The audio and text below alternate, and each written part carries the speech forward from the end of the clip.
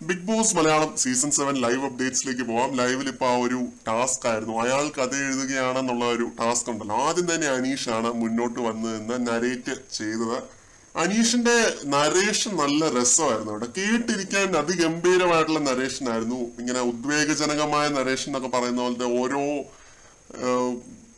എലമെന്റിലും പ്ലോട്ടിലെ ഓരോ കാര്യങ്ങളിലും നമുക്കിങ്ങനെ അടുത്തത് എന്തെന്ന് തോന്നിപ്പിക്കുന്ന ലെവൽ ഒരു നരേഷനാണ് അനീഷ് കാഴ്ചവെച്ചത്. അതിഗംഭീരം എന്നൊക്കെ തന്നെ പറയാം കേട്ടോ. അനീഷിന്റെ കഥയുടെ പേരാണ് ചെന്നൈ മലരുകൾ.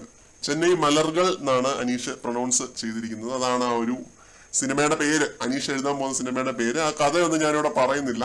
ആദിലയാണ് കഥയിലെ നായിക, അനീഷാണ് നായകൻ.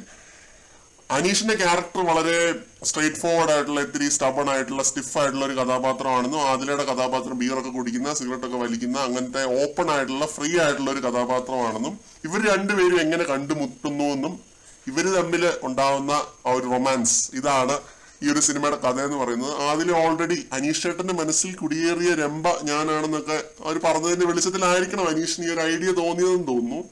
അതിഗംഭീരമായിട്ട് തന്നെ അനീഷ് നരേറ്റ് ചെയ്തു കേട്ടോ. ഈ കഥയിലെ വില്ലൻ ഷാനവാസ് ആണ്. ഷാനവാസിനെയാണ് ഇതിനകത്ത് വില്ലൻ ആക്കിയിരിക്കുന്നത്. ഇവരെ തമ്മിൽ തെറ്റിക്കുന്ന ഒരാളാണ് ഷാനവാസ് എന്നുള്ളതാണ് അനീഷ് പറയാതെ പറഞ്ഞിരിക്കുന്നത്. അതിഗംഭീരമായ നരേഷനാണ് കേട്ടോ, അതിഗംഭീരമായ നരേഷൻ. പേരും അതിഗംഭീരം, ചെന്നൈ മലറുകൾ. സാബു അണ്ണനും ഇത് പറയുന്നുണ്ട്, നല്ല പേരാണല്ലോ എന്ന് പറയുന്നുണ്ട്. ഖായാണോ എന്നൊക്കെ ചോദിക്കുന്നു. 4 പാട്ടൊക്കെയുള്ള നല്ല അടാറൊരു റൊമാൻറ്റിക് പടം അനീഷ് എഴുതി പിടിപ്പിച്ചു വെച്ചിരിക്കുകയാണ്. ഒരു രക്ഷയില്ലായിരുന്നു കേട്ടോ. എനിക്ക് വളരെയധികം ഇഷ്ടപ്പെട്ടു അനീഷിന്റെ ഈ ഒരു നരേഷൻ, പറയാതിരിക്കാനായിട്ട് പറ്റത്തില്ല. അത് ഗംഭീരമായിരുന്നു. സാബുവിനും ഇത് വളരെയധികം ഇഷ്ടപ്പെട്ടതായിട്ട് തോന്നുന്നുണ്ട് കേട്ടോ. കാരണം ഇത് സെക്കൻഡ് പാർട്ട് ആലോചിക്കാം. നമുക്ക് ARMനെ കൊണ്ടുവരാം, അനൂപ് രാജേന്ദ്രൻ, AR റഹ്മാൻ അല്ല, അനൂപ് രാജേന്ദ്രനെ കൊണ്ടുവന്ന് മ്യൂസിക് ചെയ്യിപ്പിക്കാം എന്നൊക്കെ പറയുന്നുണ്ട്. പിന്നെ ആദ്യ രാത്രി തന്നെ ഇവര് തമ്മിൽ കൊലപാതകം നടക്കും, എന്നിട്ട് പോലീസ് ഇൻസ്പെക്ടർ വന്നത് ഒരു മർഡർ മിസ്റ്ററി ആവുന്ന രീതിയിലൊക്കെ സെക്കൻഡ് പാർട്ടൊക്കെ ആലോചിക്കാം എന്ന രീതിയിലൊക്കെ പുള്ളി പറയുന്നുണ്ട്.